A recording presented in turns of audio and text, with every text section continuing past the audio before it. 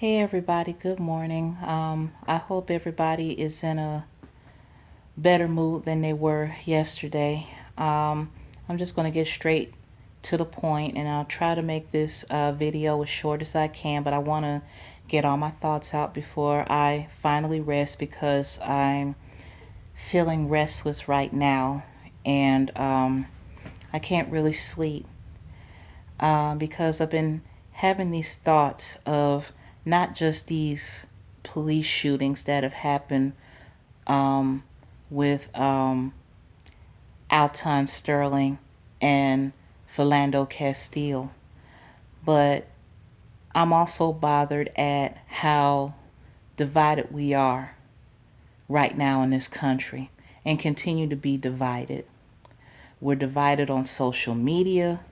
We're divided just all out in this world. We're divided amongst races. We're divided amongst our same race. I mean, I had tears in my eyes yesterday evening because as a human being, I'm not even thinking about myself as a black woman right now or a woman. I'm just thinking of myself as a human being and creation of God. And it bothered me so much that people can't have a difference of opinion without getting into shouting matches with each other, without threats of being unfriended, without, agreeing to disagree. And I said to myself, that's one of the main reasons why the black community is so broken right now. And it ain't just the fact of pig cops shooting down black men, unarmed black men at that. It's us not agreeing to that. It's us not agreeing to disagree. And for every time someone says something that we don't agree with or like, you have to threaten and say, well, I don't want to be your friend anymore. I don't want to have anything to do with you. You can take me off my list and da da da da da. And I was just like, wow, you mean to tell me that we can't have reasonable discussions in love like grown adults? I understand that some of y'all are upset and rightfully so. Rightfully so. What happened to those young men should not have happened at all. They should be alive today at home with their families. There's no reason in the world that Alton Smith's fiance or wife or the mother of his children and his oldest 15-year-old son should be at a press conference breaking down in tears. There's no reason that Philando Castile's fiance and 4-year-old daughter, who witnessed everything and taped it on camera, on their camera phone, should have to be at a press conference. They should be at home planning their weddings, planning to their lives together. But their lives are gone senselessly. And what about the 5 officers who, whether you all want to believe it or not, or whether you all want to hold your judgments until further information comes in, that was a retaliation shooting. It seems so serendipitous. It seems so coincidental to me. How ironic all of a sudden 5 officers are gunned down and killed out of 11 that were shot in Dallas. And that brings to mind, what does all that solve? It solves nothing. It solves nothing when you kill one life you kill 2 lives for one, or you take 5 lives, or 5 lives are taken to make up for 2. All this tit for tat, blood for blood, evil for evil, hurt for hurt. It doesn't do anything because we still have a problem, y'all. We still have a problem that needs to be addressed. We still have a problem with police officers bad police officers that please make sure, I'm making sure I'm specifying that. We still having problems with these bad police officers who are militant and trigger happy and are not doing the right thing.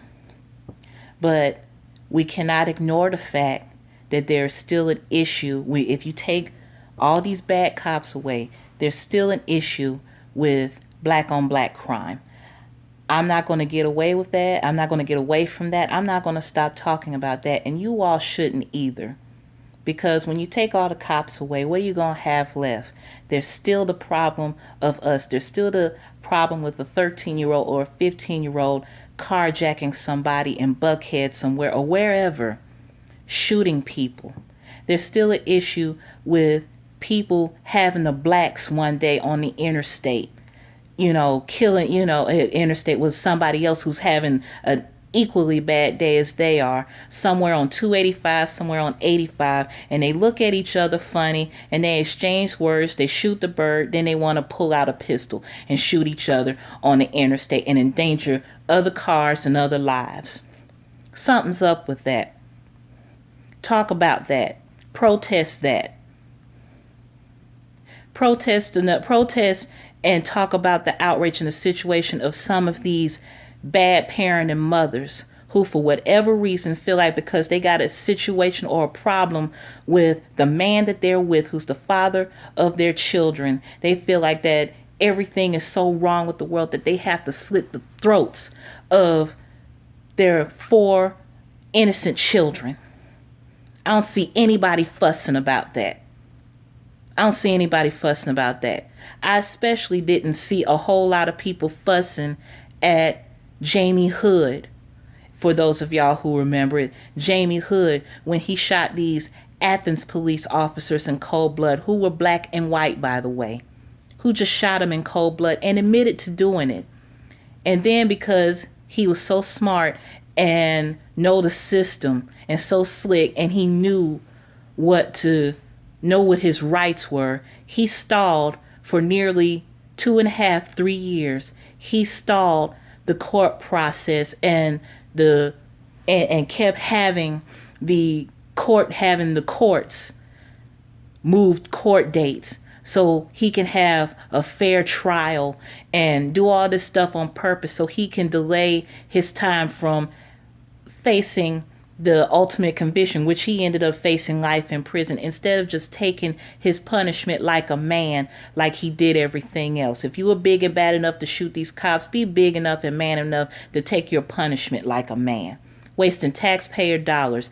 And the whole while, the families of Buddy Christian and Tony Howard, those 2 Athens Clarke County officers had to suffer for 3 years, looking at this man's face, grinning and smiling and cooning and cutting up in court instead of just taking his punishment like a man and leaving. But nobody is protesting that. What I say, but I'll say this. In saying all that, I say if you're going to protest and fight for something and fight for what's right, do just that. Fight for what's right. Don't just pick and choose what you're going to fight for. Fight for what's right and put an end to what's wrong. All lives matter because they're all God's lives. And as I was looking at some of these different posts and different videos and pictures and memes that was being shared on my video, I got to thinking. I said, Lord, I said to myself, Lord, I miss when I was little, and I wish we'd go back to being a community and being a country where there was a point in time that I could remember when the United States of America actually cared about each other. They had, community outreach, organizational type of events and stuff like USA for Africa, the song We Are the World, one of my favorite songs I love. They had the Hands Across America campaign that as of this year is now a 30-year-old that occurred 30 years ago in 1986, where over 5 million people gathered together from New York to Los Angeles to join hands to fight homelessness and hunger.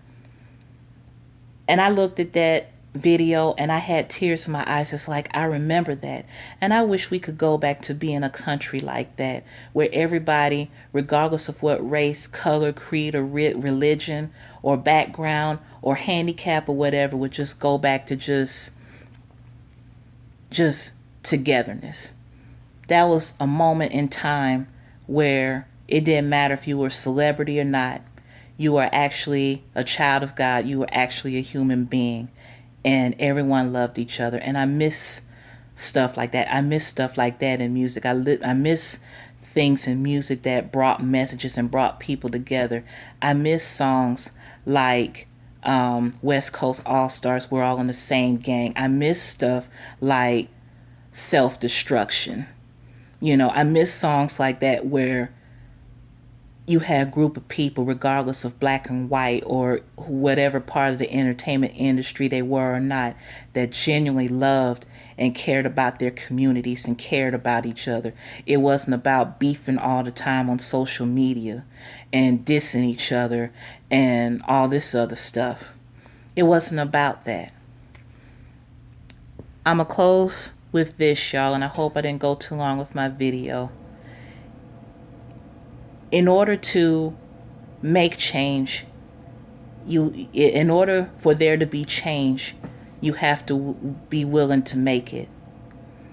If it means losing some friends along the way, then so be it. But you have to hope and pray those same friends who had to separate from you for a little bit in order for you to do what you need to do will meet you on the other side of the finish line. And it's okay. It's okay. It's nothing wrong with having a difference of opinion. It's nothing wrong with that at all, because not everybody is the same. But we shouldn't hate each other for it. In a world that's in a world as chaotic as we're living in right now, the last thing all of us need to do as black brothers and sisters is be against each other. If you have to unfriend somebody and you're drawing battle lines in the sand, then do what you need to do to accomplish your mission. And hopefully we'll see each other on the finish line. I'm going to go ahead and get some rest on that note, and I wish you all peace and blessings, and I pray for each and every one of you, wherever your journeys may take you in this world. God bless.